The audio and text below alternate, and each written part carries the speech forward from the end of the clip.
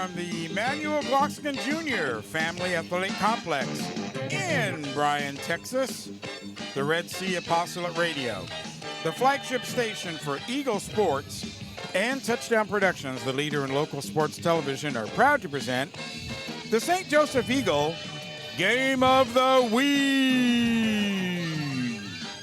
Tonight, we begin a 3-game homestand as your St. Joseph Eagles take on the 9-time state champion Richland Springs Coyotes. So buckle those chin straps extra tight because we have Eagle football right here, right now, on your Eagle Game of the Week.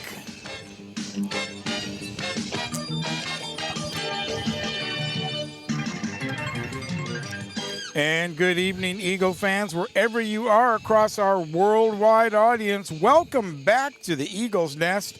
Gil Dominguez here, the voice of Eagle football. Joining me in the booth tonight is the trifecta of Eagle announcers, Steve Rayburn, along with Eagle alumni Peter Najvar. And Steve, tonight we're going to be, we're going to use this game as a measuring stick to see how this young Eagle team competes against one of the top teams in the state. That's right, Gil. The Coyotes from Richland Springs are one of the premier teams in UIL six-man football. Last year, of course, if you were with us, we went to Richland, about 3 hours away, and you played in that game. What was that like going out to their stadium? It was something, Gil. I'd say we were a little bit too confident going into that game, a little bit too big for our britches there, and we were introduced to some football that day. Hey, do you mind if I say hey to somebody? No, let's go ahead. Say hey to Mary Beth. Hey, darling, it's Dad. I know you're listening. They're in Miami, Florida. So, I hope you're listening to the game. I think I just saw you put up that you had it turned on. So, hello. We love you. There you go. Of course, she's a veteran alumni touchdown broadcaster and went off to college. We kind of lost her to college. But that's okay. Her future's there. And as long as you're doing a shout-out, I'm going to do another shout-out right now. We'd like to welcome to planet Earth just about an hour ago, Chloe Lynn Davison, my second grandchild, our first granddaughter, born right here at St. Joseph's in Bryan. And Mom and baby are doing fine. And, of course, Grandpa couldn't be there because we got a football game to do. But right. I don't think baby Chloe's going to miss Grandpa for a couple hours until I get out there. She's busy just taking her first breath of air. And what a beautiful moment where somebody comes into this world, Steve. Isn't it, though?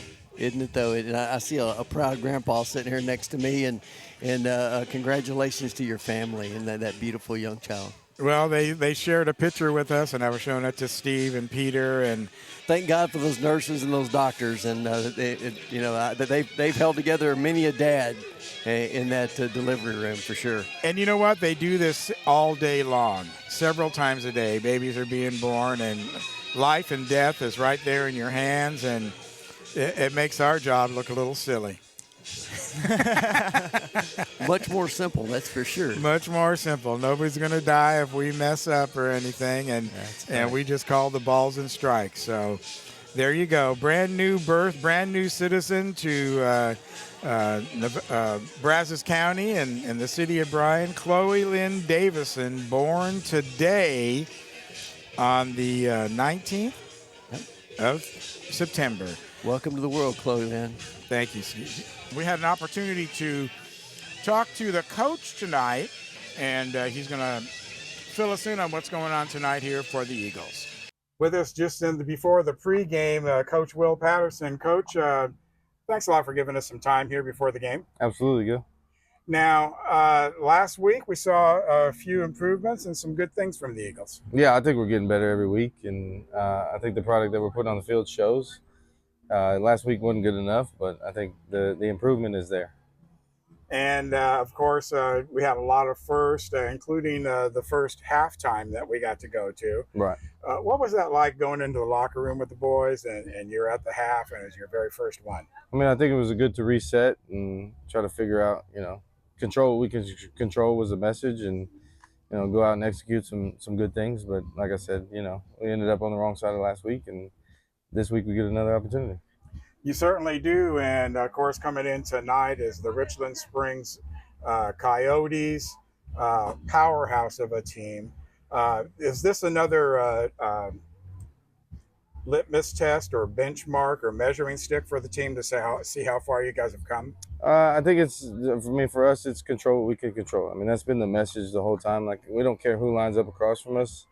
We've got to go play football our way and do the things that we know how to do, and hopefully that's good enough every week. And if it's not, then we got to get better the next week. Well, I think everyone's seen some improvement week to week. And speaking of that, what are the practices like now? They're feeling more confident. I mean, they're getting better every day.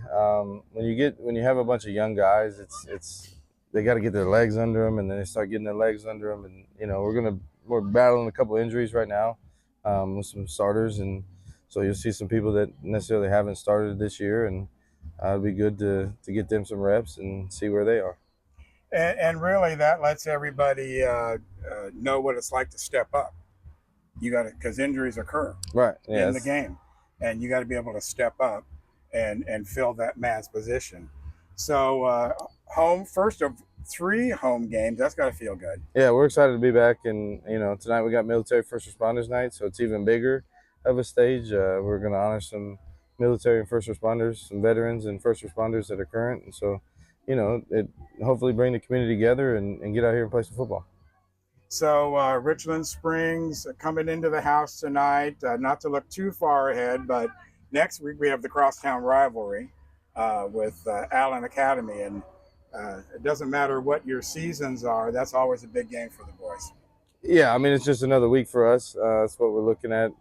It's an opportunity for us to get better and go play an opponent that is going to give us their best game, which is what we're looking forward to. All right. Well, listen, we'll let you get at it. The boys are already on the field, as you can see in the background here. And kickoff is going to be at 7. Coach, thanks a lot for joining us. All right, good. Thanks. They're having the dedication now. So let's go ahead and go down to the PA announcer. Sergeant Mike Hubbard.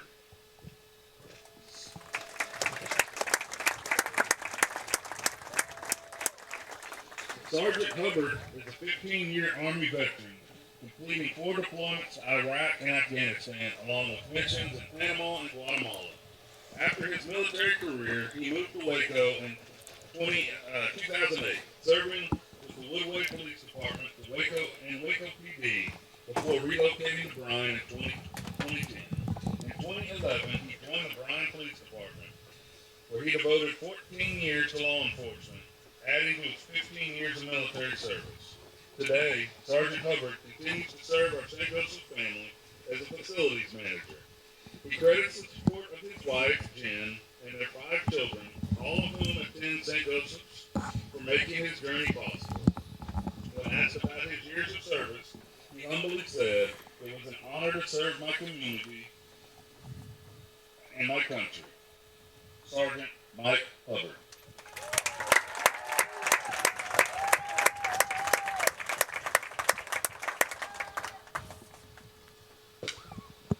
Sergeant Mike Watkins. Sergeant Mike Watkins proudly served in the United States Army as an infantryman, completing deployments in both Afghanistan and Iraq.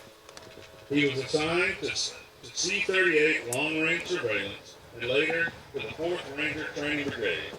Reflecting on his service, Sergeant Watkins has said, "The time I spent in the Army was the greatest time of my life." After leaving the Army, he pursued higher education, earning a bachelor's degree in marketing and a master's degree in business. During college, he gained valuable experience working and interning with the Orlando Magic, the University of Central Florida football team, and World Wrestling Entertainment. In 2020, Coach Watkins began his coaching career, and for the past 2 years, he has served as the defensive coordinator for the Richland Springs Coyotes. Sergeant Mike Watkins.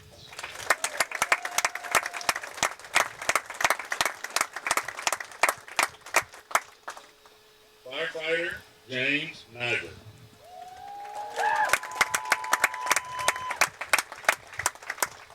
James is a proud St. Joseph's graduate from the class of 2020.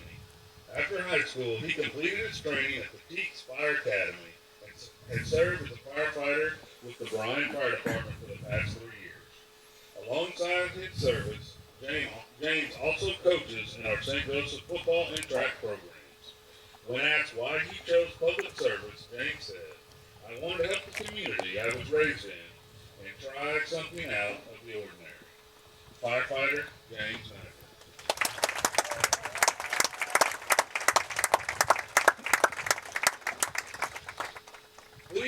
Please join me in showing our gratitude to Sergeant Mike Hubbard, Richland Spring Coach Mike Watkins, and Firefighter James Najvar, and all the men and women at home and abroad answering the call every day. Yeah. We're just getting ready here for the kickoff. It looks like the Coyotes won the toss. They're going to elect to receive. Kicking off will be the Eagles. They're on the left side of the field for you listening at home. And the Coyotes will be on the right side of the field. And here we go. The rematch between the Eagles and the Coyotes is underway right now. Squib kick down to the 40-yard line. It's going to be picked up and spun around and brought down. Man, A good tackle there by David Hagerman to get downfield and wrap him up. Giovanni Torrado helped to finish him off. Cohen Etheridge got the ball and immediately got spun around, Steve. Yeah. Well, it wasn't a smooth transition. It was he caught it on the hop and kind of had a hard time getting a handle on it and turned around, turned his back to the defender, and he was on him right quick. And David Hagerman knows what to do when he can get a hand on you. Is it good to have him back or what? Yes, it is. David Hagerman, person that's going to be very instrumental for the Eagles here tonight. There's a handoff going to the left, and he's going to be running through the defense there all the way up to the 38-yard line. And speaking of, David Hagerman from Backside Pursuit bringing him down. Yes, he was. He was Already over there, making an impression on the field here. Johnny on the spot, and a little bit of assistance there from Bryce Anderson at the end of the tackle, and made sure he got him. Both of them got him on the ground. It looks like David's helmet strap broke, so he's going to come off right now. You know, I think I said at the beginning of the show, tighten your chin strap. Because it's going to be a rough one. Oh, wow, he bounced away. He reversed his field up, and I think he's going to be gone right there. Ooh. Yes. What a yes. fastest run and a decision there for number 0, Cohen Etheridge. Came right up to the line of scrimmage, Peter, and just backed away. Yeah, he threw a little stiff arm down on Colt Bunnick there and knocked him off balance and was able to get him around him from that point and hit sideline. Yeah. Nice little change of little reverse of the field and got all the defenders flowing towards him and then reversed his field, and it was right up the other side of the field and in for the touchdown. Well, he went right up deep into the line and then backed up. It was pretty unusual to see him go that deep. Kick is up and good. And just like that, 50 seconds gone on the play clock. And we've got a 8-0 ball game here in the first quarter. Gil Dominguez, Steve Rayburn, Peter Najvar joining you on the telecast. The first of 3 home games in a row, guys. Yep. I'm so excited. Yep, this can be nice. I'm excited that we don't have to take the tripod home. You just leave it right there? leave it in We'll there. leave it in that back room. Close enough? Yeah, the monitor, everything. We just Yeah, leave- next week also starts 3 home games for Texas A&M. Oh, Yeah, True. so I'll be at Kyle Field working with Chick Sow Chick for the next 3 weeks. that's right. They have multiple locations inside the stadium, right? Is that what Yeah, you're telling they me? have four locations. Their most popular one would be up in 310. That's the busiest concession stand. They also have one in 243, and then they have a little stand in the All-American Club, and they have a fridge in the Zone Club. So they made sure to cover all 4 corners there. Very nice. As photos continue to pour into my phone about Chloe Lynn Davison, the newest resident on planet Earth. You know, billions of people, Steve, and they all get born the same way. That's right. Kickoff now, Oh, nice. and a nice Colt run Bundick. back. Colt Bundick taking it out to midfield. Yeah, he's going to be just, about the 37 and a half, 38-yard line. No, 39. Very good run back by Wow. number 2, Mr. Colt Bundick, reading his defense and then hitting that sideline. Try to get as many yards as he can there. Man, he's such a good runner, and especially in open field when he's got a good vision of the field. And man, he can beat you to the corner and then beat you to the end zone. All he's got to do is make one jab step. Absolutely. And he did make someone fall with that one jab step. So here we go. First series for the Eagles. Pitch back is to Lungo. Oh, what a hit there by Etheridge, knocking the ball right out of Anderson's hands. Luckily, that went out of bounds. And that's going to be an upperclassman taking advantage of the younger kids there, sending a message to the team there, just laying the wood on him. Yeah, You know, Bryce, go ahead, Steve. Bryce had a good reception and kind of got over here to the near sideline. Just about got out when he was decleated. Oh, good. There you go. Free play, Offsides. free play. Offsides defense. 2nd and 1, and that's going to be throwing back for a 10-yard loss, but it won't count because they jumped off sides. Yeah, they're trying to anticipate that snap count and hoping they can jump it. Yeah, they must have not watched too much film because last game we incorporated multiple claps. The first couple games we would just clap once and they go. And so that's what they bid on. Felipe Solongo clapped for the snap, and we didn't snap, and they jumped off sides. And the center, who's playing center right now? I missed it. I think it's Skyby, isn't it? Is it? Wait. I don't see him on the field. Bryce Anderson's playing center. Bryce is. He okay. was Bryce, aware okay. enough to see them jump off sides, so he snapped it when they came off. Right. Good play by him to get some plus yardage for us. That's going to bring up 2nd down and 7 now, all of the 35-yard line. Solongo goes back. He's straight arms and not going to be able to get away from number 3. That's Rush Harris. You know, and that's going to be something that's difficult for Felipe Solongo because, you stick out that arm to get him away from you, but you're also bringing yourself closer to them. And with somebody who's bigger and stronger than you, once they get that grip on your jersey, you're going down. Right. It's like a coyote. Exactly. His jaw latched on. He's not letting go. So that's going to bring up 3rd down now, and we'll call it 20. Solongo going back. Now he's going to do a dump-off pass, and the ball's going to get knocked out of bounds. Pass to Jaron Cruz. Ball fumbled out of bounds. Jaron seems to have hurt his finger on that play there. Fourth down. Yeah, he's on his back right there as a timeout is called here.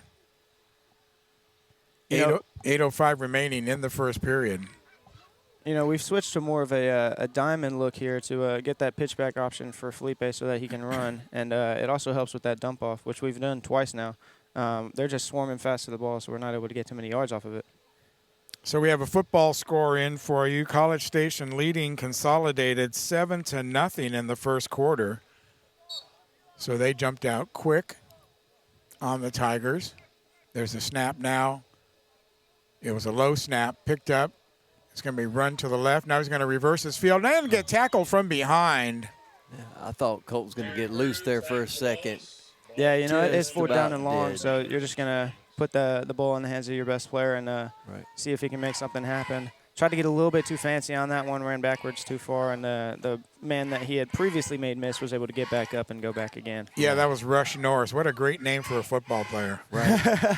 Rush Right, Norris. What's your name, son? I'm Rush Norris.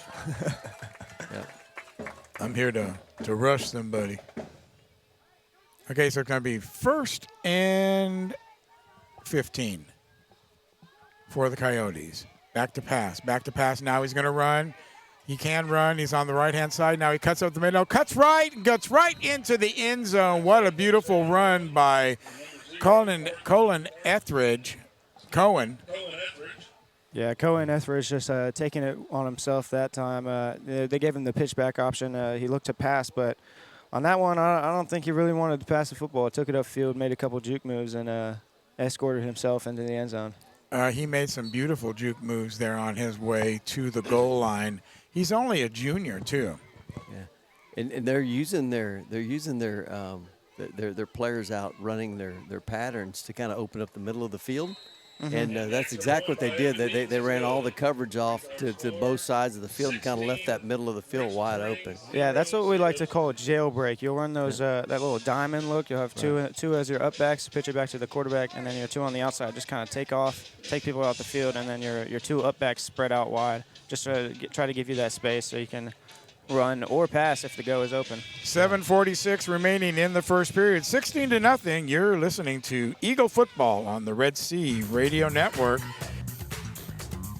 Welcome back to the nest here in the first quarter of play. 16-0 already in favor of your Coyotes. Kickoff's going to go out of bounds at about the 23-yard line. And Peter, I think so far what we've seen is what we thought the Coyotes were going to look like. Fast, big.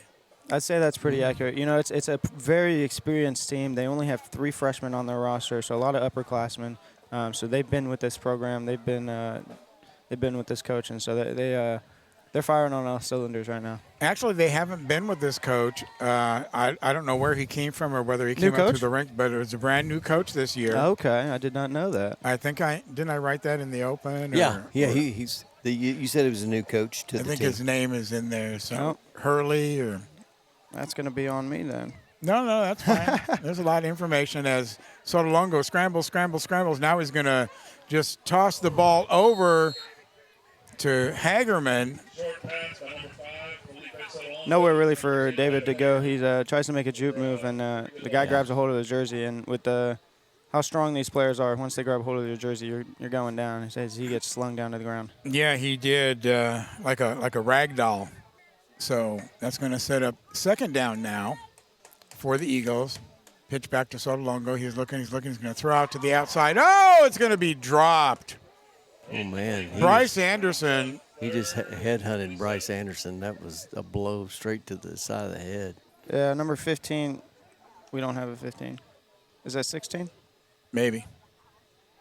It looks like 15. That's a 15. We don't have a 15 on the roster, but he made sure that Bryce felt that one, even though the ball dropped. I felt like he could have pulled up. It might have been a little unnecessary of a hit, but well, especially since he dropped the ball. The ball hit him, but he was already turning his head to see where he was going to run. Yep, that's something we've seen a lot this year. They're just focusing upfield instead of catching the ball. That's going to bring up third down now. We'll call it 20. Ball on the ground on the snap, picked up. Pitch back to Sotolongo. He's dancing around the goal line. He gets out of danger there, goes over to the left-hand side, and now he's going to be pushed out of bounds by Rush Norris. You know, with these experienced ends, Sotolongo is not going to have that much time in the backfield there, and that was made very apparent in that situation. Now, taking a look at Rush Norris right here, you can see what a big player he is. Senior, so he's seen his share of battles out there. They just brought in Eli Hutchins out there, number 7, far side of the field, and that's a big kid. So fourth down now. Oh, he's open. And a long takeoff out to Colt Bundick. And Colt Bundick was the one that drew Eli Hutchins as his defender, and he ran right past him, streaking right up the far sidelines, and he dropped it right in the pickle barrel. You know, that's not a formation that we've seen very much. They had everybody inside near the center, and they had Colt out wide on the short side of the field. And I think that was what they were betting on there. They were like, okay, you're going to press up on Colt. They're saying Colt ran out of bounds. Yeah, They're going to turn the ball. We're going to turn the ball over now as he was 3 yards short. It was 4th and 35, so that's a tall task. Yeah, but I thought he got past that last yard marker, but anyway. Not sure. Yep. But, yeah, he beat him straight off the line. All Felipe had to do was drop it in the bucket. Yep.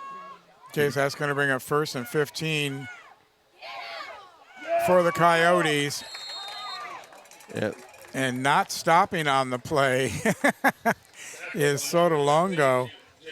Yeah, I would say that was a little bit of a late whistle. The way Giovanni tackled him, it didn't really look like he was down. But no, he was just standing there, and he was draped around his ankles. Yeah. And then Sotolongo came in there to finish it up. And then they were like, oh, let's blow it dead now. Yeah. Well, when you don't blow the whistle soon enough, that's when people usually get hurt. Yeah. Because he wasn't going anywhere. No, he wasn't. He wasn't. He stood up like the play was over. A good tackle by Giovanni Torado. It's going to bring up 2nd down and 8. Now it's a pitch pass, and it's going to go all the way downfield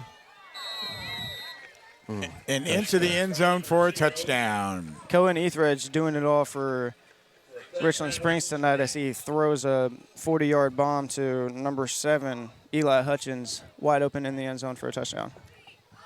Yeah, that was further than I thought it was going to go. Yeah, I made sure to pay attention in warm-ups, and their quarterback had a cannon, and so I knew we were going to see a couple throws today. I think I remember you saying that kid can really throw the ball.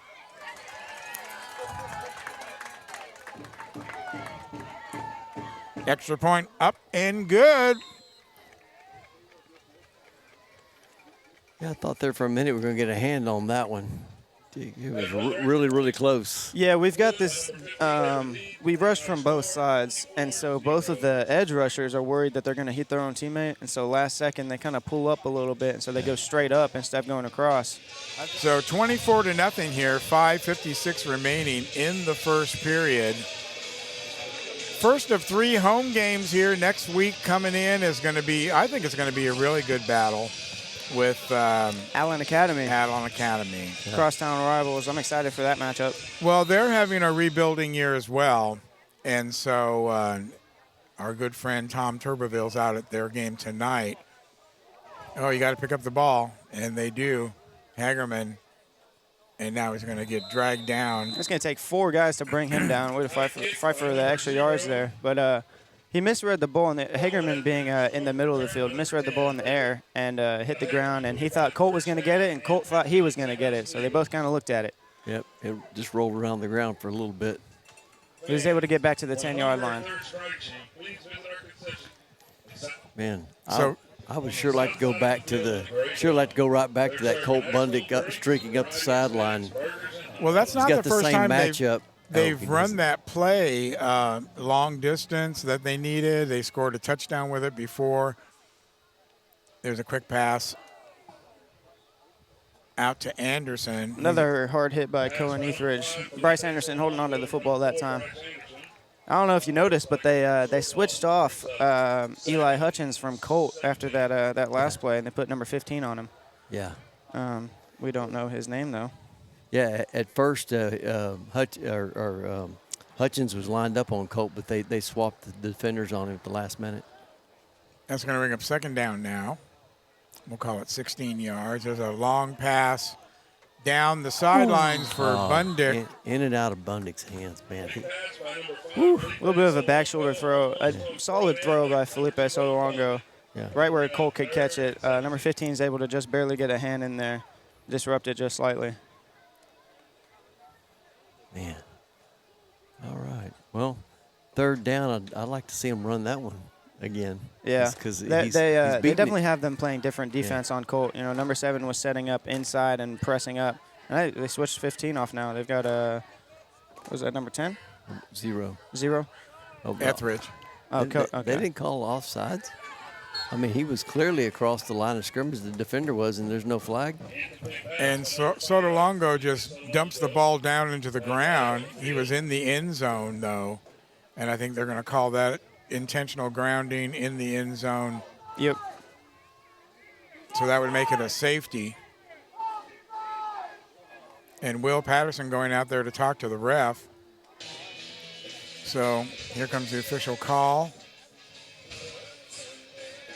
They're just going to wind the clock. Yep. I think they waved it off. They didn't move the ball. Yep. Yeah, they waved off the penalty. And they're going to bring up 4th down now.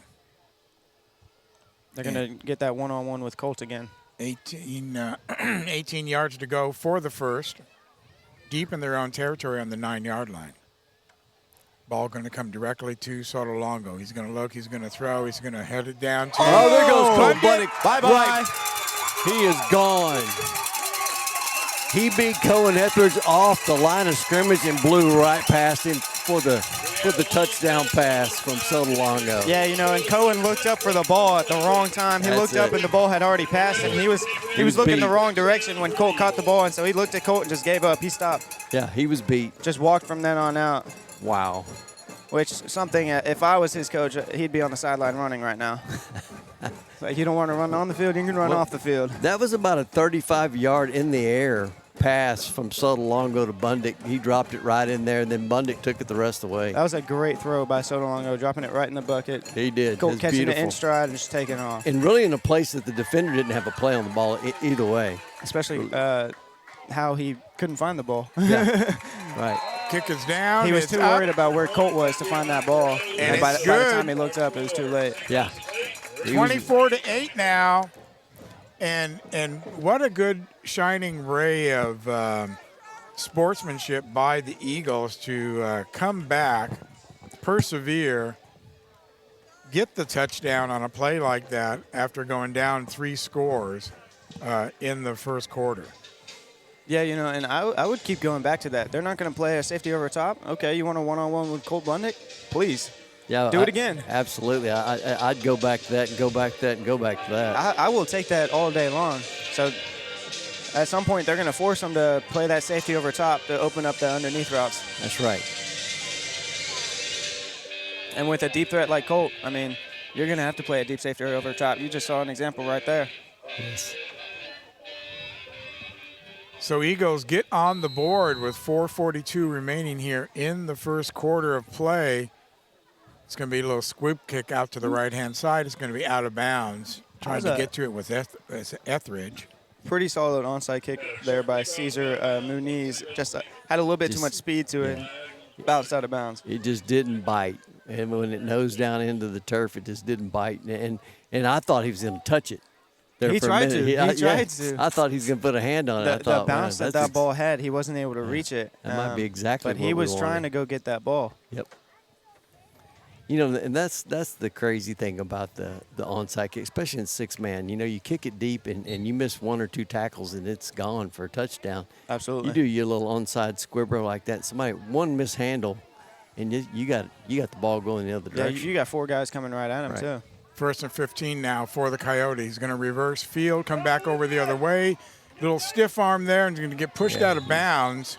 I'm about to say Hagerman helps him out of bounds, didn't Felipe with first contact, just barely missing on the dive there, but David Hagerman able to come and finish it up, push him out of bounds. Vogel, the ball carrier. A lot of running back and forth for 7 yards. Yeah. Yeah, he was going east and west. Yeah, he was all over the field. He was trying to find an edge that he could turn it up the field, but everywhere he went, somebody was standing there waiting on him. Well, the Eagle defense is stiffening, that's for sure.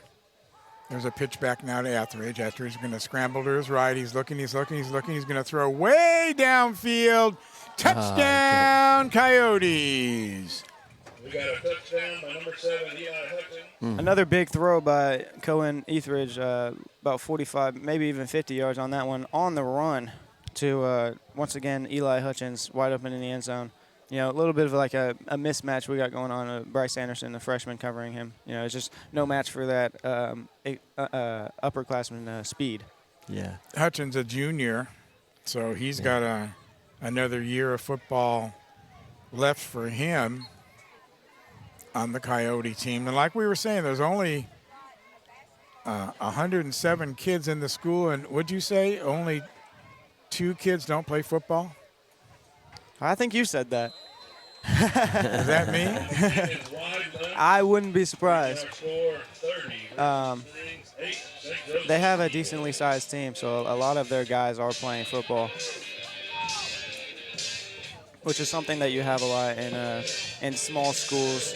Everybody gets to participate in anything they want, so you always try to have a lot of guys on the football team. Yeah. So that's going to make it 30-8 here.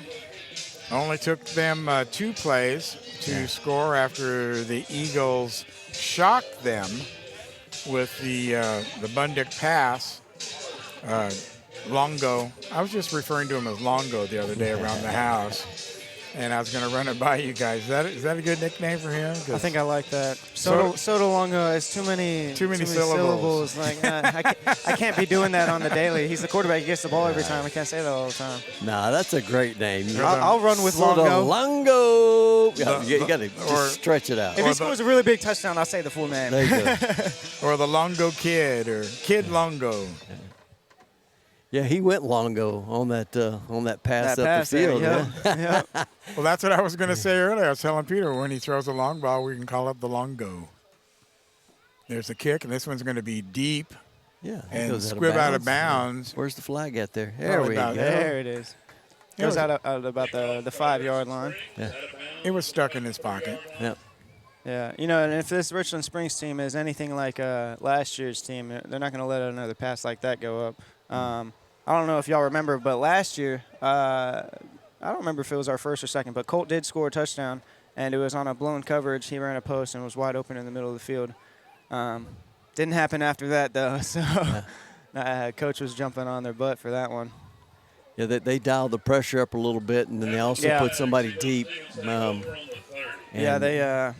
They started fooling around a little bit because they were beating us so bad, and then fooled around a little bit too much. Yeah. No, from what we've seen, this is our second time seeing the Coyotes. They are all business when they are on the field. Oh, high in the air snap. And Longo able to dump it out. Rushing 3 on that one, so Longo doesn't have that much time to get the ball out. Rushes it to David Hagerman, who was not ready for the ball. Yeah. No, it's kind of like a little rainbow toss over to him, like here, like a hot potato. Well, Please take the ball, please. Well, that messes up your timing when your center's a little high on the delivery, and that to his he handled a high snap and it just the defense was on him so fast. Second down. Gets the call. Splitting out wide. And now there's another long pass going down the field. It's going to be in and out. He got it. All right. What a grab by Colt Bunnick, reaching over the defender's shoulder to bring that one in. All right. We got it. Oh. What was the? Oh, personal foul. Roughing the passer? Yep. Called a personal foul. I guess Let's move that ball up, huh? I didn't see that one, but I'm assuming he went head hunting after Soda Longo after he released the ball. I was watching the ball in the air. Yeah, me too. It was a beautiful pass. Great throw. Yeah, great throw. Put it back shoulder another again. Another 30, 40-yard toss by Longo. Mm-hmm.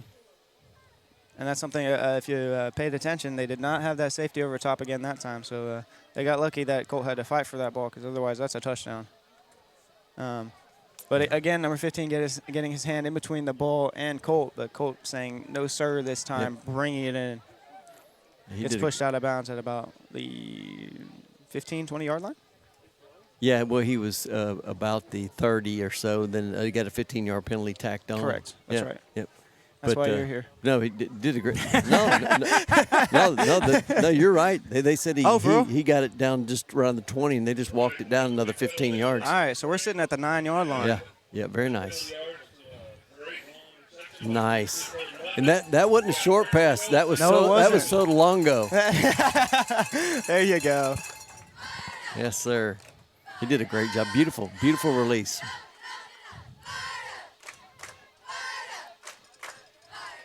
I'm checking the email that Candy sent me. There is no number 15 on there. Nope. I thought it might have been operator error again. It's going to be a false start on your Eagles. Yeah, I think Colt was a little excited. He's about ready to go get him another one. He jumped. Yeah, it looked like he might have been running a type of orbit motion going inside and then coming back out for maybe an out route or an out and go or something like that. Yeah.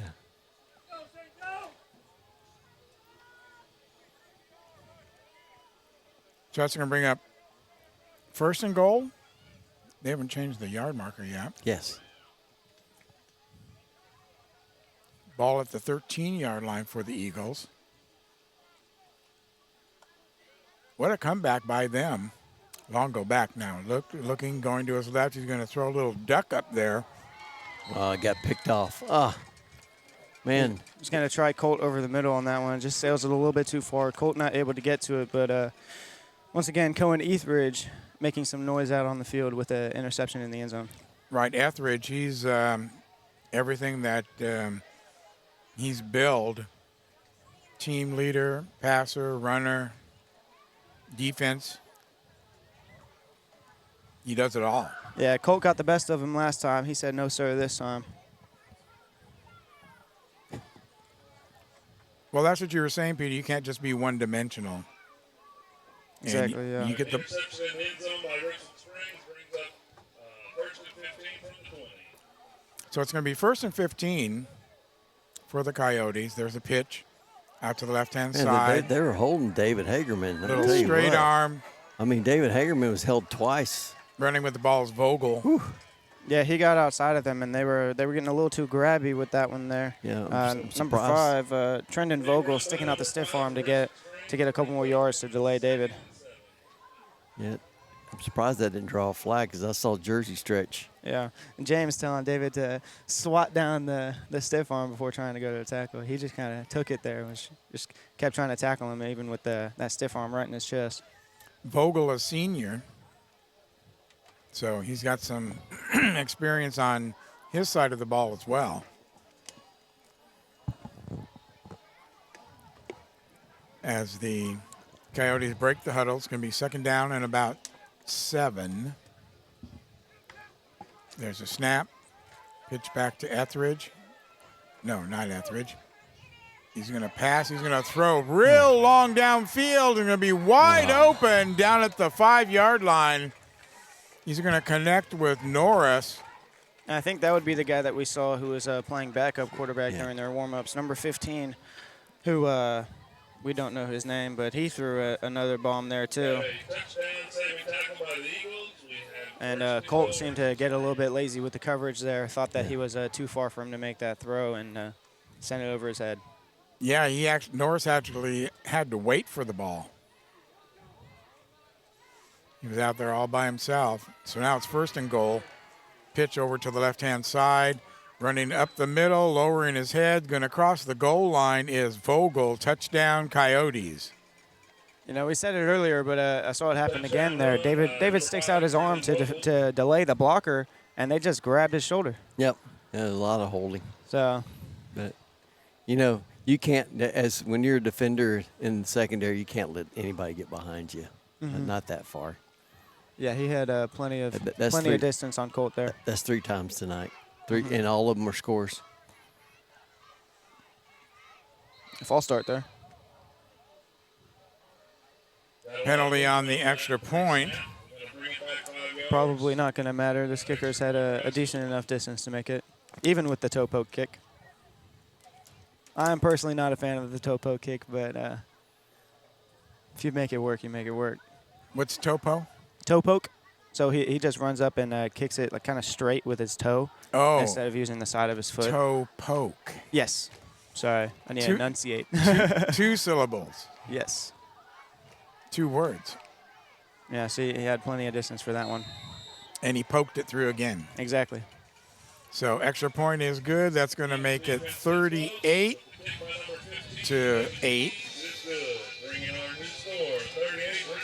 3:33 remaining. KBTX out here in the field today. That little camera operator right there.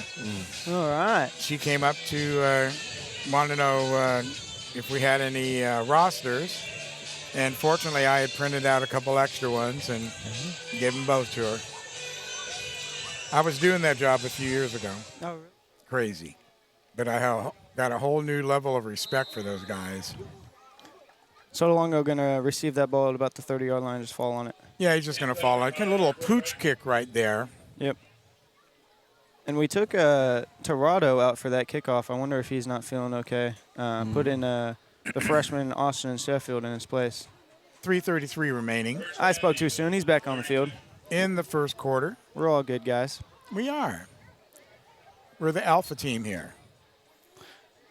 Peter Najvar joining us this year. Steve Rayburn and myself, Gil Dominguez. The crew for this year's, and there's a long pass by Longo. Oh! just tipped away by number 15.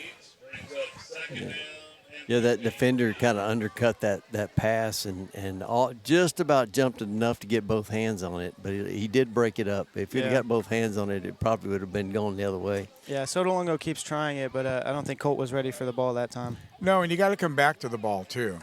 You can't just stand there and wait for it. We are running a new center here with Austin Sheffield instead of Bryce Anderson.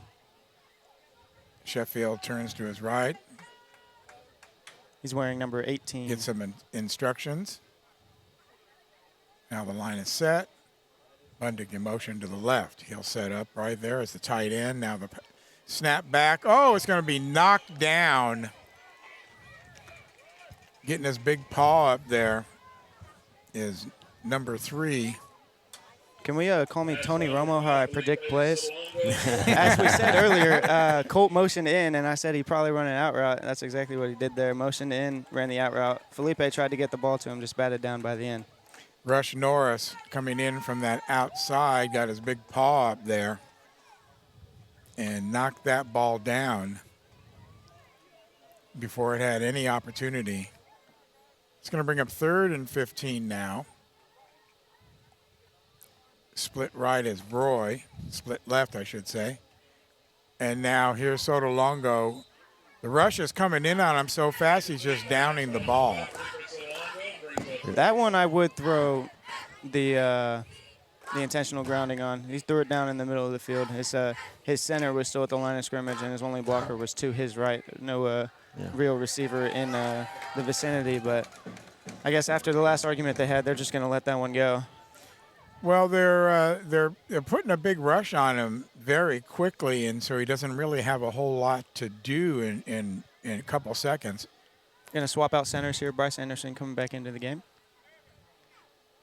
I sure would like to see one of our guys do something aggressive out there on those rushers, like upend them, like slow them down. There's a snap back to Sotolongo now, picking David up the just blockers a little bit, dumping the ball off. Oh, a big hit from the backside. That was Rush Norris once again coming from the backside. You know, Steve, I think you got what you wanted there. David Hagerman hit that guy pretty hard and slowed him down. Yeah. But they sent a little out route to Bryce Anderson, caught the ball, made the contact with the defense, and then some dude from the back came in and just leveled him. Cleaned it up. Yep. Mr. Norris. Yep. That was Mr. Rush. Thank you. Thank Rush. you. And that's why you're here. Well, thank goodness. I'm feeling like I'm wondering why I'm here. Couldn't get the Wi-Fi going, forgot where the button was. And then we didn't even need it. So that was the... Yep. Okay, there's a pass down the left-hand sidelines. Ran a little reverse play on that one. Had David really biting on that reverse. Opened up the quarterback for plenty of space and time. Getting the ball to number 6, who lowers his shoulder. Collins standing in there, taking a hit and wrapping up. So brings him down. That's Rossler on the reception on the pass from Etheridge. Etheridge just throwing a frozen rope out there. With gloves on. I will note that. That's hard to do with gloves on. Throwing with gloves on, that's something like if you practice with it, then you're good. But Ball at the 11-yard line. Here's the pitch out to number 15, player we do not know. He's going to get bottled up this time, though. Yep, he saw Colt Bundig seal that Bundig. edge and said, no, sir, I'm going to run the other direction. But Colt's still able to get a hand on him and bring him down. He did. Hats off to Colt Bundig. He stayed home. And Exactly. he didn't get his eyes in the backfield and get him upfield or get him out of position. And he sealed that end off and said, here, come to me. I got you. Yep, that was a great seal off. He's rubbing his elbow, forearm a little bit there. Maybe got a stinger. Yeah. Might have scraped it on the ground a little bit. He might have previous turf burn from the other game. He's probably as big as all those other players that are out there right now. Okay, here's a snap back and a quick pitch pass over the middle. Number 5 is going to scamper into the end zone. That's going to be Vogel again. You know, just a little dump-off pass that you see a lot, but nobody there to cover it. Makes one move on Colin near the end zone and walks right in.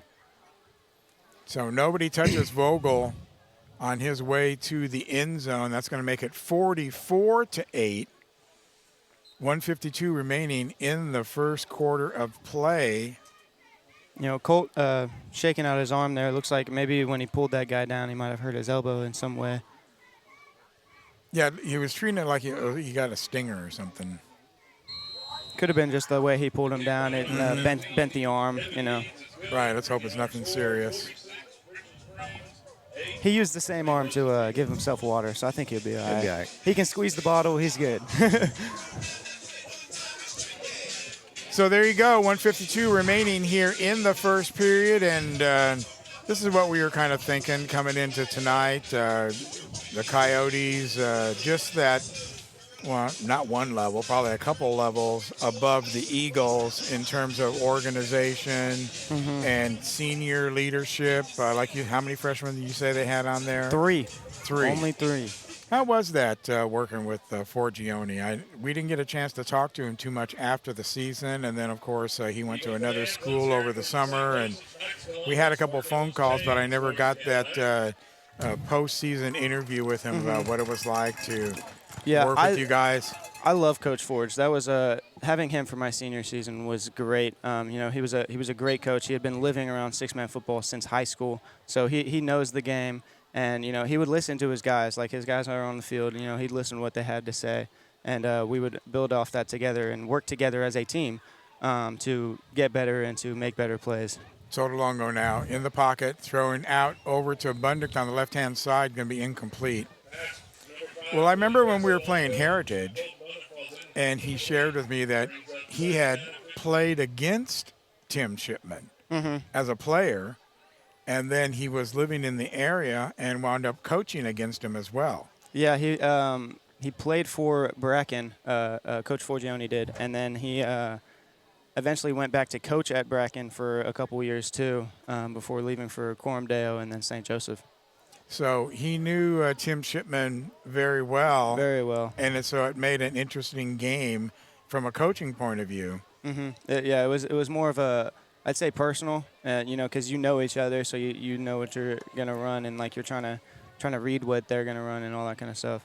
Second down and 15 now for the Eagles. Ball at the 20-yard line as they try to move the ball down the field here with a $1:45 remaining here in the first quarter. Sotolongo gets the snap. Now he's looking. He's trying to evade, and he does. Get a field. Gets the ball over. It's going to be first down. Oh, first down. And fumbled the ball, but covered. Yeah, Good awareness there. Yeah. Brady Fuller jumping on the ball. Yeah. Giovanni Tirado had a great reception, got enough to move the chains on the tackle. He coughed up the ball, and, man, Brady was right there. He took that jump-off pass about 20 yards before making contact with the first guy and got a little bit lazy with the grip on the ball. Luckily, Brady Fuller was there to jump right on it. Over Sotolongo's head. He's just going to dive on the ball, though. It's going to go back to the 23-yard line. Going to lose about 12 on that one. Yeah. You know, and that's something that we saw at the beginning of last year, too. We had those high snaps. It was a real drive killer for us, especially after big plays like that, where we get a first down and we get decent field position in the middle of the field. It's going to bring us all the way back to the 25. Well, when Tirado got that ball, he's a pretty good runner when he's in the open like that. Yeah, you know, all you got to do is move the legs. Well, he was doing that. He's a strong kid. He's got a little bit of speed to him, too, so that just having a straight lane to run was good for him to just get upfield, get what he could. Yeah, and he had some size, too. Yeah, he's a big dude. Okay, that's going to bring up second down now. We'll call it 30. Pitch back to, and they're going to get him in the end zone. No, just shy. Not quite, about the 2-yard line. Sotolongo scrambling, trying to get away, moving backwards. He looked to dump it off to Brady Fuller, but Brady wasn't looking and was still trying to block for him. So Felipe had nowhere to go there with two guys all over him. So that's going to be bring up a third down, and we'll figure out the yardage here after we tell you you're listening to exclusive Eagle football right here on the Red Sea Radio Network. We'll be right back. Oh, that's the end of the quarter. We'll be right back. And welcome back into the nest here at the Bloxkin Family Junior Athletic Complex. Gil Dominguez. Steve Rayburn right in the middle.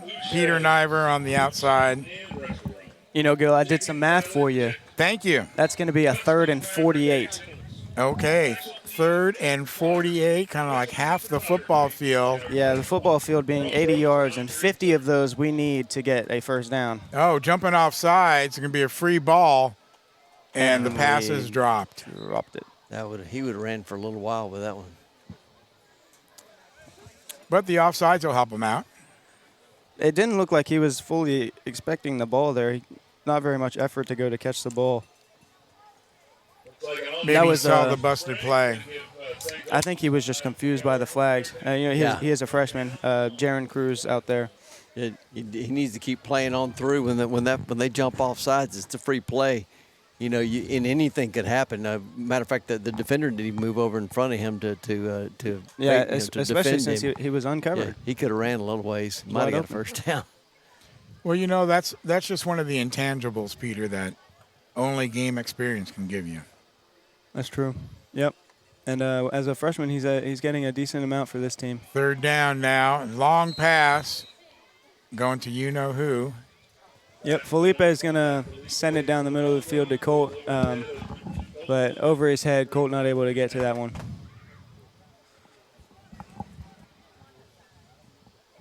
Second quarter action here. Beautiful night. Steve, we've had 3 beautiful nights so far this year. We really have, and this one is particularly nice. When we were off the air just a second ago, I leaned over to Peter and says it feels like football season tonight for sure. It absolutely does. It's starting to cool off a little bit, making me feel better. Yep. And timeout is going to be called here as Will wants to check in with the guys, see what they're going to do here. They have a 4th down, and it's always amazing, Peter, that there's not more punting in the 6-man game. It seems to me, and of course, this is why I'm up in the booth and real people are down there on the field, that there's an opportunity and a need sometimes to put that ball down there on a punt and play for field position, see if you can hold them. Yeah, I'd say that like when you're down on the goal line and stuff like that, it's good to punt. But a lot of the times, even with those long yardage situations, in 6-man football, you always have a guy, that you can trust, and that guy's going to make a play. And so you would rather trust this guy to make a play with open space than just to give the ball to the other team. And so that it's a short field anyway, so the where the ball is placed doesn't play that much of a factor on scoring touchdowns and all that stuff. So you would much rather just trust your guys. Well, you're right about that, and the scores can be very high. Oh, and as soon as I say that, they do punt. But the punt goes straight up into the air. It's going to pick it up, though. That's the and problem now with no one's punt. going to stop him as he goes right into the end zone. Yeah. That's going to be number 8, Ethan Deeds. Yeah, that's the problem with kicking off and punting in 6-man, because you have a lot less folks out on the field, and yes, the field is a little more narrow, about 10 yards, but you make one cut and you make one guy miss, all of a sudden if you're past several defenders, you have to beat 3 to the end zone. All right, so what you're really saying is just shut up, Gil, and let me play. No, Well, that's another thing I didn't mention there. Punting is also a risk. If they have a guy back there to return it, which we don't see very often in 6-man, they're gonna, regardless of your formation, they're gonna believe that you're going for it. But I think he was just down there because he was following one of the wide receivers down the field, and the ball just bounced right into his chest. So you can't stop the enthusiasm here as we take a look at the cheerleaders right in front of us. Go Fight Win. They're in mid-season form as they perform their cheers for the Eagles and the home crowd as the Cougars get set to kick it off, and they do. This time it's deep. It's going to go all the way to the 5-yard line. It's going to be picked up by Sotolongo. You know, this toe poke kick he's got going, it puts a weird spin and bounce on the ball when it lands on the ground. So it's hard to read. Felipe thinking that one was going to go out of bounds, but it died right at the line. Had to pick it up and step out before he got leveled on that one. Or they picked it up and got first and goal. Touchdown, at the 5. probably. So the Eagles set up for another offensive series. They have done some good things tonight. Had some long passes, scored a touchdown to Buntick, ran the ball, had some other receivers do some good things and then get called back on a penalty. So continue to get that experience that they need. And, of course, this is a top-notch team right here as we take a look at number Safety. 3. Pitch to the right, blown up by number Harris. 3, Rush Norris. Rush Norris. We ran that bunch look with the trips in close to the center and tried to get a pitch to the strong side, but the outside end, Rush Norris, just completely blew up that play, went straight through his blocker, and was able to tackle David in the end zone. For the safety, which will make it 56-8 right now. And we'll remind everybody the mercy rule is 45 points. So the math here is 45 plus 8 equals 53. So we're already in the mercy rule part of the scoring. However, the game will continue till half. And we'll see whatever the score is. Last year they scored 60 on you. Yeah, I believe the score was 60-14. So that's a rough one. And that was a rough one, right? Especially just starting the Forgione era and everything. So, no, it was a rough night for everybody, including me and Steve. Nobody was happy. And then, as I recall, we stopped for, was it pizza or burgers? And then they had the order wrong, and we had to wait there an hour. We stopped for burgers, but a previous team had stopped before and made a order of like 100-something burgers. So we had to wait for, I don't remember if we ate there or if we went somewhere else. Ball gets squib kicked going out of bounds at the 45-yard line. 35. Yeah, the experienced team called ahead and beat us in the line there for the burgers. So that one was a rough one. But just a little onside kick to the 15-yard, falls on it. 1st and 15 now for the Coyotes, traveling from Richland Springs, Texas. Population 277. You remember that? Yeah, well, she told me, and it was impressive that That's impressive. that small town could produce teams like this. And there's a nice run, spin move, stays on his feet. He's going to go all the way into the end zone. Wow. They're gonna. They set up a That's bunch Billy to the Perry. right and ran it to the weak side, which was also the short side of the field, but it didn't matter. Our safety, Felipe Sotolongo, made a hit on him, but he spun off of it, was able to stay in bounds somehow and get the touchdown. I think that's the first time we've called Perry's number, isn't it? Or Probably. I think Billy Perry. I think it is.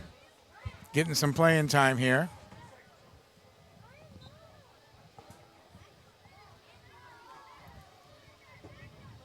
Setting up for the extra point now. Ball down. Kick is blocked. Kick is blocked. Giovanni Tirado going straight through the middle of the line there. Took that one in the shoulder. Nice little solid block. And we've seen that a couple times this year. Another highlight for the Eagles in this game, which they will not win. But it's those little things right there, Peter, that give you some game experience, some confidence going into next week. Yeah, and even for good teams, it's hard to block for field goals in six-man football because you have 4 blockers versus 6 rushers. So for us in the past years, when I was a kicker, we scooted back to 9 yards instead of 7 yards so that even though that they're getting through the line, we have more space to be able to kick the ball. So even as a good team, it's hard to make those blocks to seal off everybody and prevent all of them from blocking the kick. 9:03 remaining here in the second period, 62-8. And I know you said you didn't appreciate watching them put up all these points, but this football team is a machine. They're playing very well. They're executing well, and I'd say they're doing what Coach told them to do. And if you look at their schedule, they actually got beat 45-0 by This year? This year, and I can't remember the name of the team, but I was pulling it up and looking at their schedule, and I said, "How? Wow, who was that? Right. What kind of team was that would beat these guys 45-0?" Yeah, because last year, their whole regular season, we were the team that scored the most on them with 14 points. They had basically shut everybody else out until playoffs when they themselves got mercy ruled, and I don't think they scored. So they haven't seen a lot of teams that have the ability to mercy rule them themselves, so that's pretty impressive. And that might be hard, Steve, when you got that good a team to find some competition. As the pass goes out to number 15. Torado might get past that defender. He had a little bit of running room. That was Sheffield. Yeah. Torado receives the dump-off pass, bobbled it for a solid second there, but once he secured it, got upfield. Yeah. If he went outside on that one, I think he had the speed to get around that guy and maybe even get around all of them because they weren't really closing in on him there. Yeah. So it's going to bring up second down and 7 now for the Eagles. 3 men up on the line. Kind of a shotgun formation.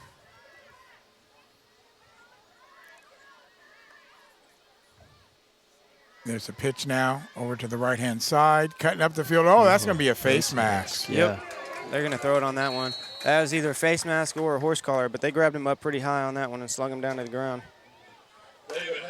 That was the same play that we got stopped for a safety on, but we made some better blocks for him to get upfield on that one. Billy Perry getting called for that one. Yeah. That's kind of play to get somebody hurt right there. He didn't release it. He just spun him all the way around. Yeah, and, he and held it jerked. the whole time until he hit Surprised the it jerked ground. the helmet off of him. David Hagerman taking it like a man, popping right back up. Yeah, he's got some grit in him. He's not fazed by that kind of stuff. No. He's ready to play football.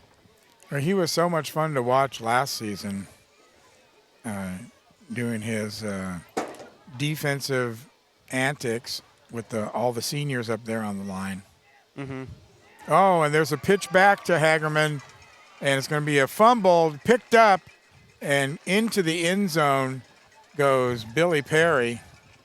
And, this is a problem with six-man football is targeting. That guy launched straight into David Hagerman's head there on that one. David still, technically he's allowed to hit him, but he's still a little bit defenseless there as he's catching the pitch. So David wasn't able to brace for that one. But since they never call those penalties, that you can just do whatever you want. You see it a lot for the defensive ends. They'll put their head straight into the blockers to get through them. And you see it there. David not able to secure the ball, gets hit straight in the head and drops the ball. So he didn't score. He went out on the 2-yard line. It's going to be first and goal, and they just run right up the middle. Only had about 1 yard to gain, so just a little dive up the middle. Gave it to Perry again. This time he does score. Going to bring it to 68-8. As you guys know, I'm originally from California. Yes. And they have a mercy rule there, but what they do is they just go to a running clock. Oh, okay. And so they will play the third and fourth quarter of those games, but it's just a running clock and the score doesn't count anymore after you make it. So that way players get to play in a full game. Yeah. Giovanni Torado doing exactly what he did last time. blocking it with his shoulder again. No need to lift the arms. He's there in time. He came right up the middle and let the ball hit him right square in his chest and his arms, shoulders. Yeah, he's just Great- a great- wall. Great play. Yeah, I know in basketball. Walker West, right? Yeah, that's Walker. I know in basketball they have a running clock rule, but that's like if the score is so bad, then both coaches will agree to a running clock, and then like for the third and fourth period, they will have a running clock for the rest of the game. And, that's good. The point's been made. Yeah. They're Like, going to win. The game's over. Like. but the players practice Yeah. so they can be in a game. Exactly. And so in these games where you don't even get to a third quarter, I think you were pointing out last week, there's a whole lot of things to learn about being in the third and fourth quarter, and one of them is stamina. Yes, absolutely there is. For our earlier teams, back when like my brother James played, they would mercy rule every team in the first half, and so they'd get to playoffs and they get to second half football games, and they don't have the stamina for those second halves, and that's where they would just lose the games. This kickoff goes about down to the 10-yard line, going to be picked up by Sotolongo. They got him doing everything out there. Number 5, Felipe Solongo, about the 15-yard line. Brings up first and 15. Yeah, Colt used to have the returning duties earlier this game, but I think he's a little shaken up right now, so they took him out of the kickoff to ensure he doesn't get hurt. He's moving a little slow down there. But yeah, one of the examples of those games was James's senior year against Bracken Christian. They played well in the first half. I believe it was a very close score. And then in the second half, our St. Joseph didn't score at all, and Bracken was able to just take it away. Because they ran out of gas. Absolutely. Oh, there's the ball's on the ground, Sotolongo's got to fall on it. So an errant snap. Yeah, bat low snap, and he just couldn't get a handle on it. And he really did the smart thing, is just go ahead and get on it, and get on the ground. Yeah, that's some of the problems that you're going to have when you don't have your starting center in the game and you're experimenting, especially with a freshman. Well, that's more about stepping up. Mm-hmm. Like I was talking to a coach in the pregame show, that injuries are going to happen. You got to be ready to step up, fill in, and continue the mission. Yep. Yeah, but I'm not sure how long they've been practicing with Bryce Anderson at center. I know they threw Austin Sheffield in there earlier. They had him in there at the beginning of the season when Jax would come out. Bryce being at center is new for this game, so.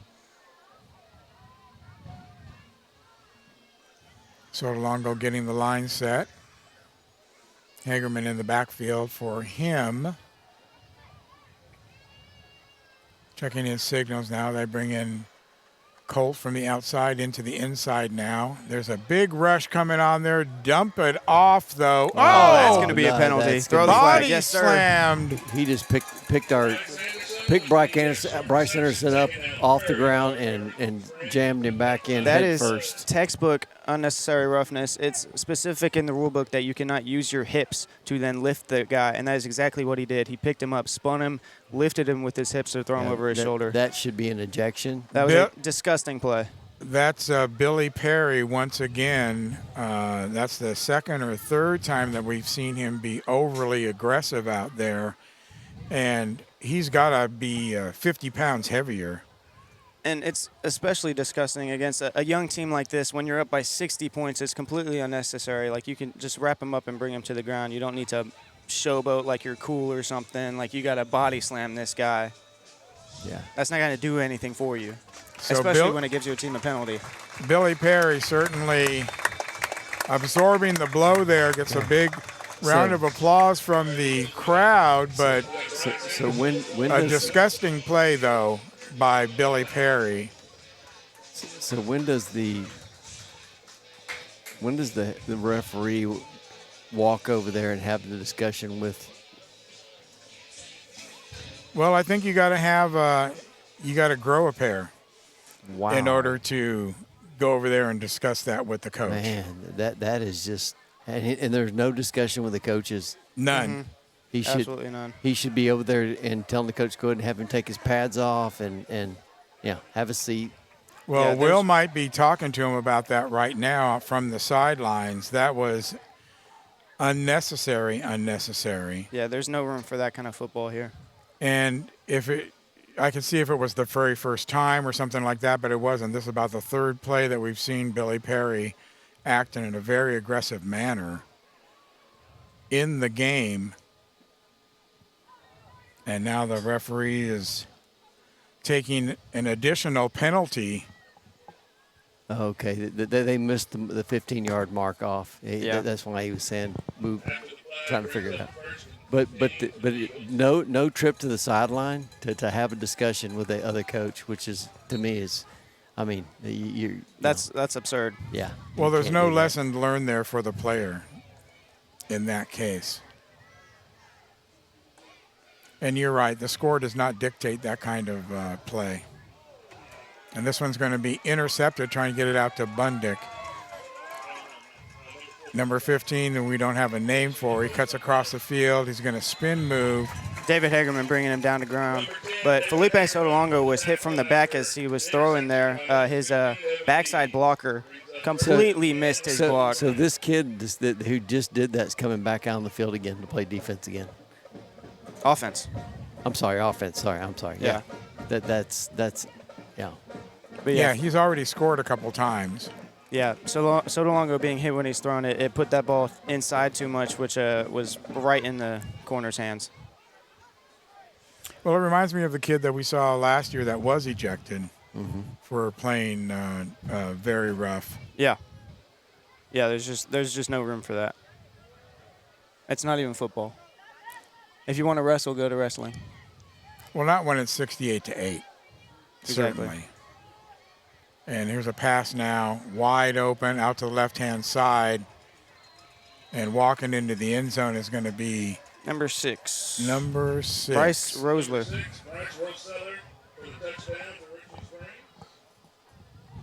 All he had to do was take a step inside to get past Colin Roy. And his teammates, Dalton Motes, made a block on Colin to open up that lane for the end zone.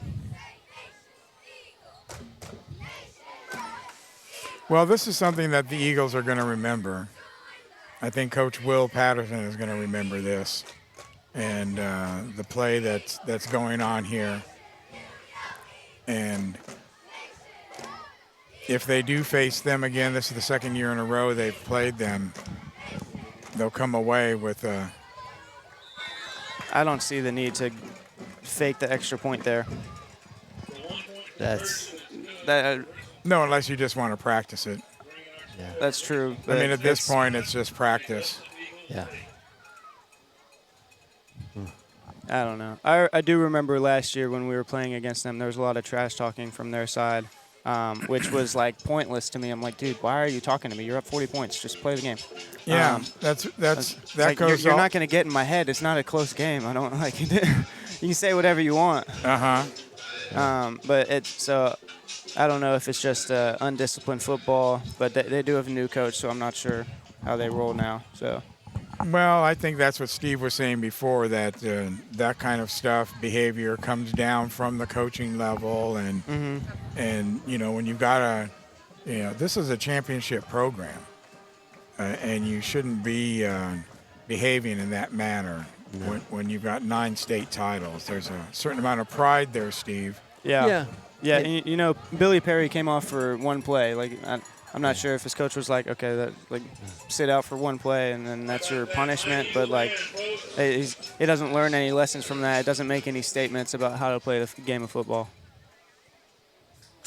And so they will kick off again, the Coyotes. This one's going to bounce around the 20-yard line, picked up, going onto the outside, and then pulled down by the helmet. Yeah, that was he had Felipe by the face mask, I thought. That was Vogel.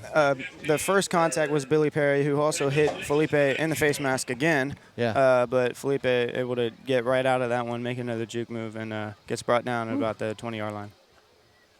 That's that kind of once you let that slide as a group of refs out on the field.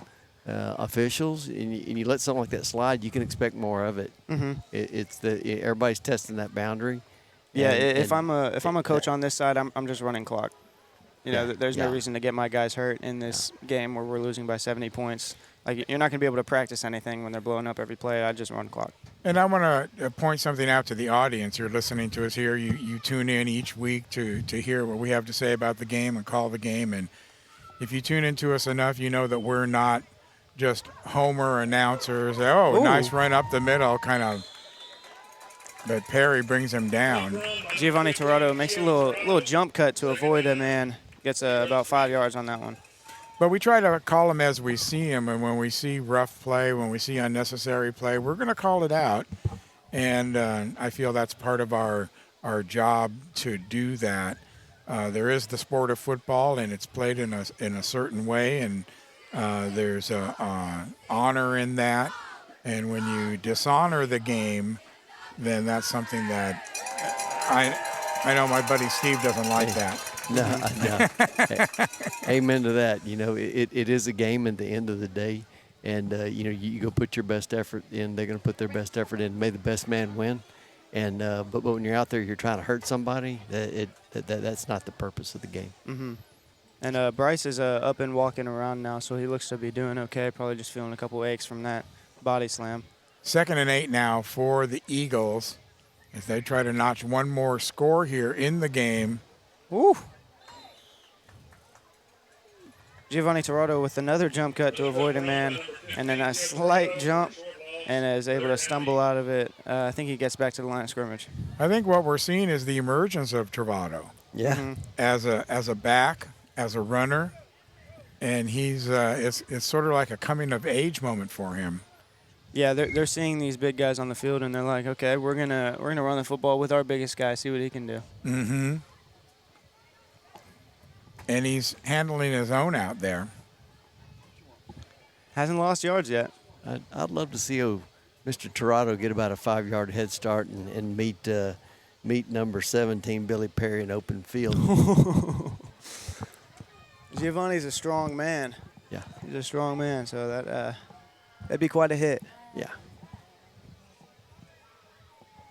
Only a sophomore, so he's got some growing to do still. He reminds me a little of Twister Barrington in his build and the way he runs the ball. Mm-hmm. Yep. I was thinking he looked like Ramirez. I was thinking that too. In the scrimmage they had, he was wearing number 20 like Lucas, and I for a half second I was like, is that Lucas? Oh, wait a minute. There he is again. Yeah, Gio just doing what he can. He gets tackled by 3 guys at the same time. It's he avoided the first 2, and then the next 3 were able to gang up on him. But it's hard to do much when, you know, the team's just so good that they're going straight through your blockers. But he gains about 2 yards on that one. Unless you're Superman. Yeah, Superman make them all miss. I had better blockers than this. Got to give them more credit. 4th down, about 6. Keep the drive going for the Eagles. Fake handoff. Well, it was going to be a handoff, but it was a missed handoff. Now the pass is going to be thrown back, and there once again there's Perry upending him, decleating him. Completely unnecessary. There is no reason for you to be lifting somebody up when you're up by 68 points. So when will he be ejected? That's the question. It's a second personal foul. It should be right now. Yeah. It should be right now. Billy Perry tackles Cesar Muniz by picking him up and slamming him onto his head. I mean, it's very simple. The official's not even coming up. Oh, he's taking off his helmet now. Yeah, get off the field. Bye. Absolutely disgusting. Yeah. Well, you know, I watched him after the first go around, and he came back out and played one down on offense, and one of the coaches or fathers over there were fist bumping him. So, you know, somebody's feeding that type of behavior, and you know, one of these days, you know, it's gonna backfire on you. It'll catch up to him. Yeah, we saw that happen last year. It always does. Mr. West. It always does. Yep. Yep. And then the year before, I don't remember his name, but when we played Alvin Livingstone's. Yep. He was. Yeah, I remember him. One of the later plays in the game. He's the one that he got thrown when he cheap shot at you. Wasn't he? He hit me. Yeah. I was the holder for a PAT, and he decided to hit me. Now we're having a conversation with the coaches. That means absolutely adios, amigo. Well, Yep. And then him being even that he's out of even if he's out of district or out of UIL play, if you get thrown out of any, even if you're playing across conferences, so to speak, you're still out for the next Yeah, for the next half. yeah, of he the can't next play game. the next half of the Yeah. next game. Yep. Yeah. You might be showing them the rule book there. I would. I'll go pull it up right now. I'll walk down there. And how they can be pleading his case is, I don't understand that. It's absurd. And now we're taking time to discuss this with 2:19 in a game where it's already decided 75-8. I think this is partly on the coach's fault too, because in a game like this, your backup should be in the game. Absolutely. I see 5 guys on the sideline who haven't seen the field all day. Yeah. True. I don't see what the reason is for that. You know, this team has 11 freshmen on it. You know, play your younger guys, get your guys some experience instead of just beating up on some little kids. It's just Yeah. Well, you know, it's I get letting your number ones and number twos get a lot of snaps. You know, even if you're blowing somebody up, because this is the beginning of the season, and a lot of folks need to do that. But I mean, it's at some point, yeah. It's time to roll some 3s and 4s in there. yeah. I would say that point has passed. Yeah. Well, yeah. 75 points in the first half, and it's not even over. Yeah, a little over 2 minutes left. And So Billy Perry finally ejected from this game, even as the coaches argue for him. And the Eagles now get the ball, and they run up the field. There you go. Giovanni Torado. All the way for the Eagle touchdown. way to go, Gio. He's doing his running back impression there. And that's Big run by number 15, Gio Toronto for a touchdown, Eagles. That's an in-your-face moment right there for the Eagles. He was getting sick of this foul play, and he said, "Give me the football. I'm done. We're scoring here." Well done. Hey, that's another byproduct of that type of behavior. Is you wake up that other team just a little bit. Yeah. Yeah. I was thinking in my head, I was like, Gio, you're a big dude. Just run the guys over. What are you doing? And then he broke through everything, and I was like, you know what, Gio? You do whatever you want. You're doing good, man. That's right. And that's what you got to do. And sometimes that's what it takes to learn that lesson. Yeah, muff snap on the PAT there. I'm not able to get it off. That's not important. It wouldn't have made any difference anyway. What made the difference, though, was him going all the way right through the middle of their line. Perry is out with his helmet off on the sidelines. And the next play, Eagles take it all the way down for the touchdown. Great play by Giovanni Torado. Just a great play all along. The team, the blocking, Will calling it. And, that's got to be frustrating Will Patterson because Will's a straight-up stand-up guy. Mm-hmm. And he doesn't want to see any kind of football like this. Yeah, it's like disrespecting him. Like, okay, we're going to come to your home and we're going to treat you like crap. Right. That's what we're going to do. We're going to take the dinner you're serving and throw it on the floor. I wouldn't be surprised if we don't schedule him next year. Well, I think these teams are on like a 2-year contract. Yeah. So we play your plays, you come to here, and yeah. If it was me down there, I wouldn't be playing these guys next year. It's a long ride, and it's a destination type game, and I don't see us doing this again. But I can see why Forgione wanted to do it. He wanted to get out the measuring stick and see where you were against a top-rated team. Yeah. And it's good to do that. Yeah, and we had a little bit of size last year. Mm-hmm. There's a cutback on the kickoff, and he's going to go on the left-hand side. He's going to go all the way down the sidelines. Nobody's going to cheer. Got a couple good blocks there, took it on the sideline and all the way up the field. Touchdown, Coyotes. That's going to be that's why you don't kick it off in 6-man. Yeah. Ethan Deeds. Yeah. Because you make the first one or two guys miss, and you're past half the defenders, and all you got to do is get one more block downfield, and you're gone. I remember we were doing the CIF Championship District 1 with the Nevada Union, and it turned out to be the largest scoring game in CIF history. And Coach Humphers kicked it deep twice. They ran it back twice. Oh, man. And all the next season, he squib kicked it. And they're going to fake the PAT again. Oh, and he dropped it. Felipe Sotolongo on the coverage there, hitting it from behind to make Ethan Deeds drop the ball.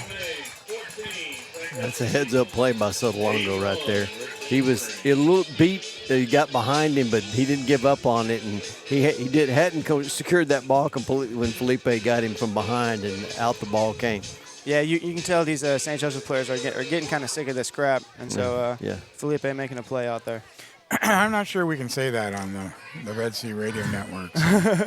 We apologize for that. But it was, but we can say it was disgusting. The level of play, the ejection proved that. And certainly the touchdown after he left the game was the cherry on top of that decision.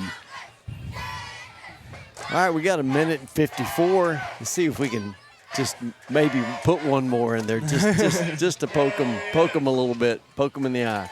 Yep, it looks like Cole Bunnick's going to go back out on the kickoff return. Felipe's still back out deep. Well, once again, we've seen the Eagles do some good things tonight.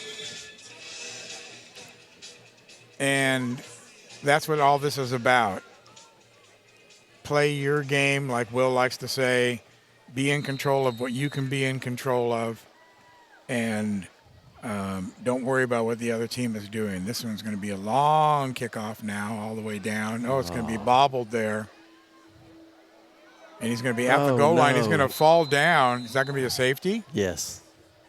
No. I think he was just barely at the 1. Wow. Yep, no, they're going to put him at the 1. You're right. You know, it's just that it's that toe poke. It takes those weird bounces. Sotolongo unable to read the ball there. Puts us down at the 1 yard line.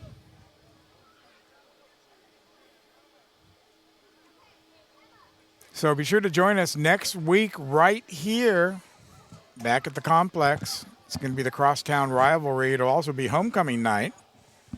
So that'll be we'll be making some special memories there. We will include the entire homecoming ceremony on radio and on television. And so you can watch that. Who will be the king? Who will be the queen?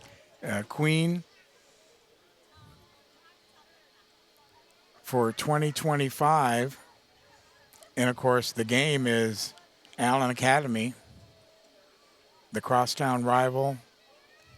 I believe the bet still is loser can't go to the Post Oak Mall. Oh, he just ran out the back of the end zone. We ran out of the back of the end zone. I haven't heard that one. You haven't heard that one? I think that's the rule, isn't it? They can't go to the Post Oak Mall? Yeah, you can't. You're prohibited from going to the Post Oak Mall for a year. Well, that's the penalty. It's a good thing we won because I think I went to the mall a couple of times. There we go. But yeah, as Steve said, they ran a play action and Felipe taking it back and a little bit too far back. Runs out the back of the end zone. So another safety for the Coyotes. Makes it 83-14. $1:40 remaining here in the second quarter of play. There will be no third quarter. We will close this out. I haven't, let's check my update. College Station was beating Consolidated last time I checked. Consol does take, in volleyball, they beat Lake Creek. So that was a big game right there. Oh, that was a cheap shot. Wow. Again. Oh, my gosh. He's getting thrown out the game, too. And there, too. Goodness gracious.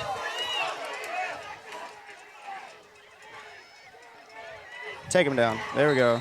David finishing it off there. That was absurd. 3 crackback blocks and 1 kickoff return. Yeah, and I mean, with intent. I mean, that's as dirty as it gets. High, blind hits. 3 of them on 1 return. Good to see And all of our guys got back up. You know, I've seen enough, guys. And our coaches were ripping into the refs on that one. And good by them. I don't blame them. That only seeing 1 flag thrown on that play is crazy. Well, perhaps because they kicked out Mr. Perry, the other teammates want to make a statement. So moving over to our volleyball coverage, Consolidated winds up beating Lake Creek in 4 sets. They came back and took set 3, 25-13 and 25-22. So that moves them into possession of first place. And, of course, they'll play College Station for the outright first place on Tuesday over at Consolidated. First serve is going to be at 6 o'clock. And you can join us on the bcsball.com radio network. Tracy Gillette will join me for that coverage. You know, as we were saying earlier, there's no place for that kind of football. But it wasn't even like a bang targeting play or anything like that. It was a crackback hit, and that's been an illegal hit for years. Right. You know, that's something that people have been used to not being able to do. So seeing that there is just. Yeah, I think I wouldn't blame Coach if he pulled the guys off the side of the field and that'd just be the end of it. I wouldn't blame him a bit. Well, they're in victory formation Richland now. is finally going to kneel it out. Yeah. Clock keeps running. 1 minute now remaining in the ball game. 83-14 will be your final score. Had 1 ejection, probably could have had more. I would have had 4. On all of those hits. Those were absurd hits. Yeah. That was with intent to hurt somebody. Absolutely. Leading with the head, thrusting up, launching. I mean, all right. You can call it targeting, crackback, anything you want. Coach, I hope Coach pulls the guys off the field and just keeps them over here. There's no point. No point in shaking the hands? No, I'm talking about meeting in the circle in the middle and all that. I wouldn't. That's going to lead to something else. I'm gonna stop talking. I don't want to. Well, I think that's a Christian school thing. It is. And I don't think this is a Christian school. No, they're not. No, they're not. And I don't.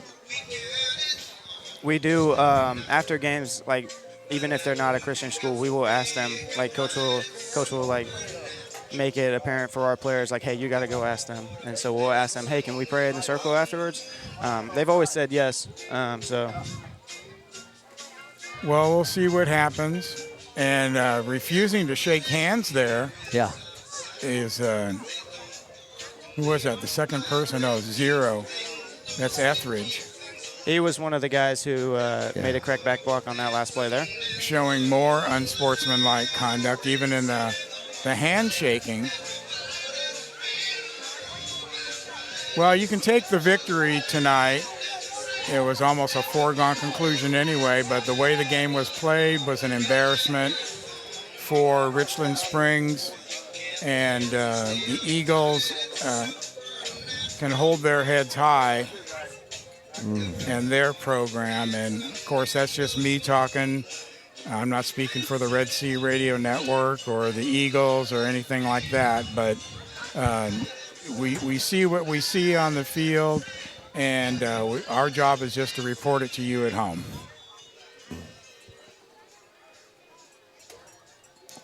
So now we look to the future.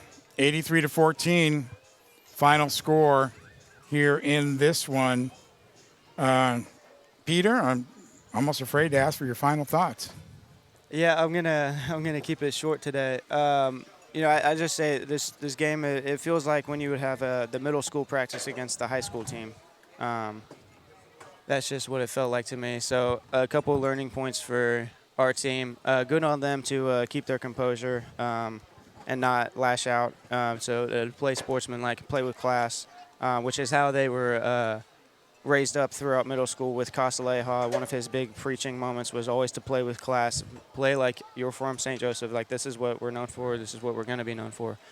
So good on them to follow that. Very short prayer huddle, if that's what it was, as the Eagles come to sing the alma mater. Steve, what do you got? Not a whole lot of things went well for us tonight, but we got playing time. We got some snaps under our belt, and let's hope we have something better for next week. Well, I think we saw a couple of good things. I'm going to chime in right here. Triado, the emergence of Triado. Torado. Yes, sir. Really impressive, the way he kind of commanded, took over the game. At the end, I think we got a glimpse of the running back of the future. Mm-hmm. Yep, he is now a running back threat that we can throw in there, as he has shown. Okay, so this was a little bit of a rough run, ladies and gentlemen, but thank you for joining us here on the Red Sea Radio Network. Tune in next week. It's us against Allen Academy. And one more time before we leave, welcome to Planet Earth, Chloe Lynn Davison, born today. Congratulations. On the 19th. We'll see you next week, everybody. Good night.